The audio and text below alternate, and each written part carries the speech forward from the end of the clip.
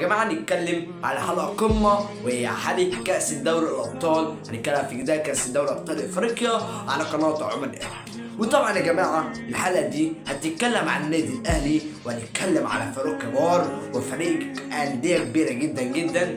وحتى يا جماعه هنتكلم عن الاهلي، وهنتكلم على فريق كبار زي نادي اورلاندو ونادي شباب بلوزداد، وهنتكلم عن نادي بيراميدز. النهارده يا جماعه لازم تعمل لايك وسبسكرايب على الفيديو وعلى شكل فرق الجرس عشان يلا بينا على الحلقه الثانيه. يلا بينا على حلقه قمه، حلقه جباره. اعمل لايك وسبسكرايب.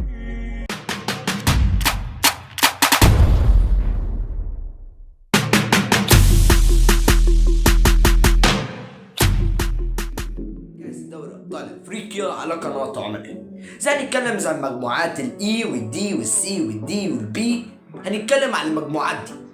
وطبعا يا جماعه وانت اول حاجه الفيديو عجبك اعمل لايك وسبسكرايب. بص يا صاحبي، اولا عشان تبقى كنت فاهم هنتكلم على الاهلي ونادي بيراميدز ونادي هنتكلم على نادي ترجع التونسي ونادي سان داونز، هنتكلم على نادي اورلاندو والنادي السوداني، هنتكلم على الفريق. طبعا بالنسبه لي كتير حتى يعني، وانا في المجموعات دي هتلاقي نفسك واقع جدا. ده احنا ونقلنا يعني نادي اورلاندو خسر من نادي شباب بلوزداد، انت هتلاقي شباب بلوزداد انت وخسرت تطلع من المجموعه وخسرنا دوري ابطال افريقيا. لو احنا لعبنا نادي اورلاندو احنا كده وش خسرانين ولا كسبانين برضك، احنا في المجموعه الاولى. يعني خلاص حطينا هدف، احنا وصلنا للمجموعه الثانيه، يعني المجموعه الثامنه ان شاء الله رب العالمين. طبعا هنتكلم على لعيبه النادي الاهلي في كاس دوري ابطال افريقيا. هنتكلم على خط الدفاع، وهنتكلم على حارس المرمى جامد جدا محمد الشناوي. الدفاع حلو جدا رامي ربيعه، يعني لعيبه كبار جدا جدا، يحيى عطيه الله، ناس كتير هيقفوا في الدفاع. في الخط الوسط كويس جدا جدا، وهيمشي تفرق وهيعمل هجوم وهيعمل حاجات كتير جدا جدا. بس في الشوط الثاني ولا في الشوط الاول ولا في الدقيقه 85 الا في الدقيقه 35. ازاي هنتكلم على هجوم اللي فيها كهرباء. يعني ازاي؟ يعني اسامه ابو علي مش هيلعب الماتش كاس دوري ابطال افريقيا قدام اورلاندو. يعني مين اللي هيلعب هجوم؟ اللي هيلعب هجوم هو كهرباء هيلعب الهجوم قدام نادي اورلاندو. وطبعا يا جماعه ما تصدموش، كل شيء قدير. يعني معناته ايه؟ يعني بطل راحت علينا عادي مش هتفرق، يعني كل حاجه تتحقق وراها، فاهمني؟ بس ماشي. لعبة النادي الاهلي لو مشوا صفقات عاليه هتلاقي الاهلي ده ماشي كويس جدا في كاس دوري ابطال افريقيا. انت هتلاقي الاهلي في كاس دوري ابطال افريقيا هتلاقي حلو جدا، وحتى انك لعبت النادي الاهلي هتلاقي كويسه في كاس دوري ابطال افريقيا، وحتى ولعب في كاس السوبر الافريقي هتلاقي تمشى مع نادي الزمالك مش هتلاقي كويسه. بس الصراحه انا بالنسبه لي قدام اورلاندو صح هيكسب قدام اورلاندو وش الا 3-1 الا 2-1. طبعا هنتكلم عن نادي بيراميدز يعني كسب الصراحه بسم الله ما شاء الله، كسب 2-1 بسم الله ما شاء الله في كاس دوري ابطال افريقيا.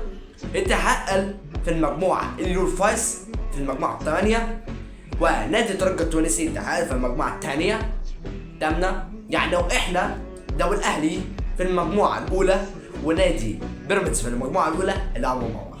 لو الاهلي كسب نادي اورلاندو هيلاعب نادي بيراميدز في دور المجموعات الثانيه في الدور الثمانيه اللي هتلاقي فيها نادي بيراميدز والاهلي الاثنين مصريين هيلعبوا في استاد القاهره هنا في مصر. يعني واحنا كسبنا نادي اورلاندو هنلاعب نادي كبير جدا جدا ونادي بيراميدز. لو احنا فكرنا كويس جدا ولقينا في هجوميه وفي دفاعيه هتلاقي بيراميدز عندهم دفاع حلو جدا كويس، وعندهم هجوم كويس جدا. الفرق من لعيبه النادي الاهلي. وطبعا يا جماعه هنتكلم على هلال السوداني كاس دوري ابطال افريقيا كويس الصراحه بجد في دوري كاس دوري ابطال افريقيا. وطبعا يا جماعه احنا بالذات في كاس دوري ابطال افريقيا يعني لو احنا فكرنا كتير لقينا ماتش ولقينا ماتش وراه ولقينا ماتش وراه، ويعني في السنه اللي فاتت كان كويس جدا، في سنه 2023 سنه 2022 سنه 2021 سنه 2020 سنه 2019 سنه 2018 سنه 2017. طبعا المشاركات بتاعت نادي الهلال السوداني. الهلال السوداني شارك في كأس دوري ابطال افريقيا سنه 2020. ده الصراحه بجد، ده الصراحه ماشي. هنتكلم كلامنا على الثالث فرق. هنتكلم على لعيبه النادي الاهلي كويس عشان تبقوا كنتوا فاهمين برضك. ما احنا بنلعب نادي اوراندو. نادي اوراندو الساعه 6 مساء على قناه بين سبورتس، مساء على معلم استاد القاهره الدولي، على تفرج 90,000 متشجع الا حوالي 5000 ولا 7000 متشجع اهلاوي على استاد القاهره. اوكي، في صفقات النادي الاهلي وان شاء الله هنعمل لها حلقه لوحدها ان شاء الله رب العالمين. ان شاء الله هنعمل لها حلقه لوحدها في صفقات والرعايه والكلام ده، والرعايات بتاعت الاهلي هنتكلم عليها برضك، بس لها حلقه.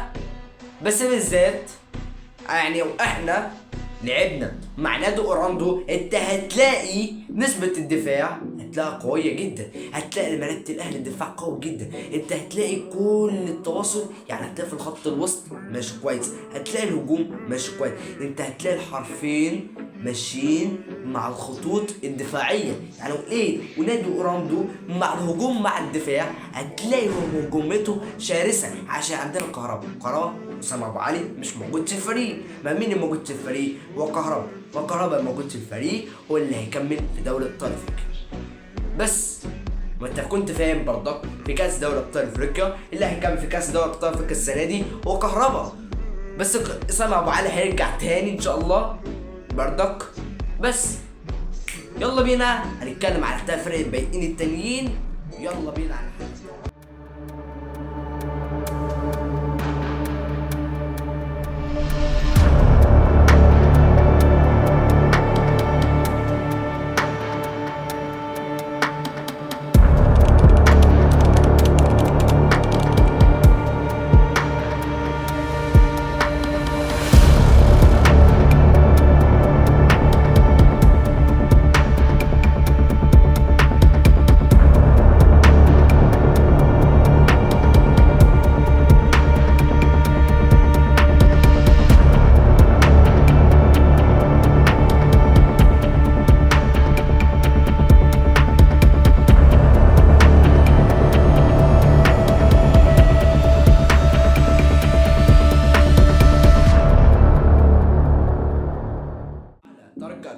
وشباب بلوزداد، وهنتكلم على استاد ابيجان. طبعا هنتكلم على الثلاث فرق.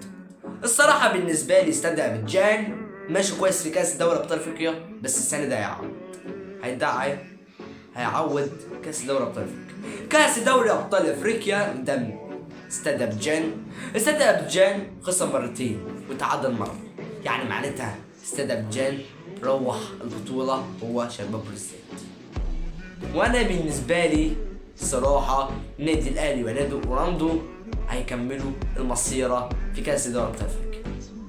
وطبعا هنتكلم على الطريق التونسي، وصل المرحله، وصل هو بيراميدز، وصل طبعا بالنسبه لي كتير في كذا مراحل وفي كذا لقطات. انا بالنسبه لي حاجات كتير وحاجات في مخي كتير. لو احنا بالنسبه لنا قدام استاد ابيجان، انا الصراحه زعلان جدا استاد ابيجان يعود البطوله. انا زعلان جدا اقسم بالله العظيم. استاد ابيجان تم ماشي من الموسم ده كله كويس، اقسم بالله العظيم. يعني انت تخيل ازاي استاد ابيجان في الدوري بتاعه، اقسم بالله العظيم تم ماشي كويس في الدوري بتاعه كان كويس، اقسم بالله العظيم. مش شفت ماتشاته اقسم بالله قبل الفيديو. يعني بالذات انا مصدوم من استاد ابيجان. ما وصلش حتى مع الاهلي، ما وصلش حتى مع فريق النادي الاهلي، ما وصلش حتى مع مجموعه تانية. لا، وقع مع المجموعه بتاعت الاهلي، وقع مع مجموعه نادي شباب بلوزداد، وقع مجموعه مع نادي اوراندو. الصراحه انا بجد هودع نادي شباب بلوزداد، هودع نادي استاد ابيجان، والفريقين الاثنين نادي اوراندو النادي الاهلي المصري في كاس دوري ابطال افريقيا المصيره بعدنا في المرحله الثانيه في الدور الثمانيه. الدور الثمانيه اللي فيها الاهلي ونادي اوراندو ونادي بيراميدز ونادي الترجي التونسي ونادي سان داونز ونادي الهلال السوداني ونادي فريق كتير ان شاء الله، ونادي الملكي وفريق فاضل في اخير فريق ومفاجأة للحلقة. انا زعلان بالنسبة لي كتير، ده نفسي يكمل السنة دي استاد ابيجان وبلوزداد شباب بلوزداد الجزائر. وطبعا انا اهلاوي طبعا يا جماعة، بس بالنسبة لي انا نفسي الفرقة دي تعبت، اقسم بالله العظيم الفرقة دي تعبت اكتر من الفريق التانيين. انا ان شاء الله نتكلم على حاجات كتير، هنتكلم على نادي شباب بلوزداد خسر من الاهلي حوالي، خسر من الاهلي ماتشين وتعادل ماتش واحد. يعني معناته ايه؟ يعني الاهلي متفرج على نادي شباب بلوزداد الجزائري بمراحل دي كتير. لو لقينا استاد ابيجان، تلاقي استاد ابيجان هتلاقي مراحل ساقطة جدا، هي اخر الفريق في الدور المجموعات. يعني معناتها ازاي؟ معناتها حاجات كتير، معناتها بمراحل تانية، معناتها بمراحل ثانية. يعني عايز احكي لك حاجة كويسة، انا بالنسبة لي نادي شباب بلوزداد الجزائري حاجة كويسة الصراحة. يلا بينا هنتكلم على نادي الترجي التونسي كاس دوري ابطال افريقيا قدام بيراميدز. وطبعا يا جماعه ماتش قوي جدا جدا جدا، استبروا بكره، اقسم بالله العظيم ماتش جبار وماتش جامد جدا، ماتش قوي.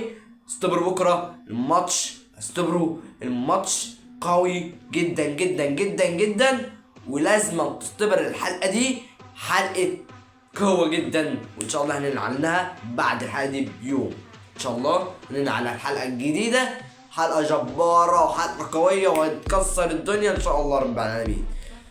طبعا هنتكلم على الترجي التونسي ماشي في الدفاع كويس، ماشي في خط الوسط كويس 99%، هنوصل في الخط الوسط 99%، في الدفاع هنلاقي فيها 175%، هتلاقي لحارس المرمى هتلاقي 55%، هتلاقي الهجوم هتلاقي حوالي 65%.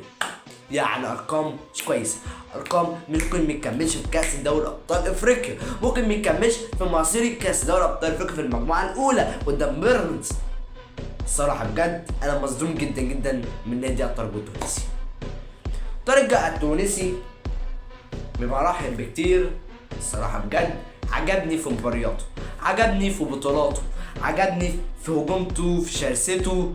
الصراحه بجد انا بجد يعني في سنة 2013 كسب كاس دوري ابطال افريقيا، سنة 2018 قصدي كسب كاس دوري ابطال افريقيا من الاهلي سنة 2018، قدر يبقى بدري وكسب دوري ابطال افريقيا باستاد القاهرة.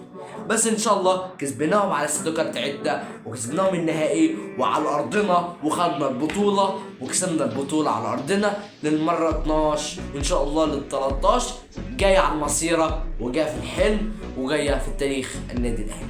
ال 13 يا اهلي وانتوا يا اهلاويه هتجيبوه، وجمهور الاهلي هيجيبوه، والجمهور الاهلي عمره ما هينسى اي حاجه. ال 13 عن قريب وهيجي، ال 13 كنت فاهم برضك، ال 13 جاي. وانت عارف الحلقه دي تاريخيه على قناه عمر الاهلي. اعمل لايك وسبسكرايب، فعل الفيديو، فعل الاشتراك، فعل الجرس. كده خلصنا الحلقه، وكده لسه خلصنا الحلقه القمه، حلقه كاس دوري الابطال. وطبعا كده لو انت عجبك الفيديو وعجبك المصيره في كاس دوري ابطال افريقيا، وطبعا يا جماعه ان شاء الله ان تشرفونا في حلقات كتير. بس اول حاجه تعمل لايك وسبسكرايب، فعل الفيديو، فعل الاشتراك، فعل الجرس. كده خلصنا الحلقه، وكده خلصنا مسيرتنا على قناه عمر الاهلي. وانت بتتفرج على افلام خش على قناه عمر دراما، وانت هتلاقي افلام جميله.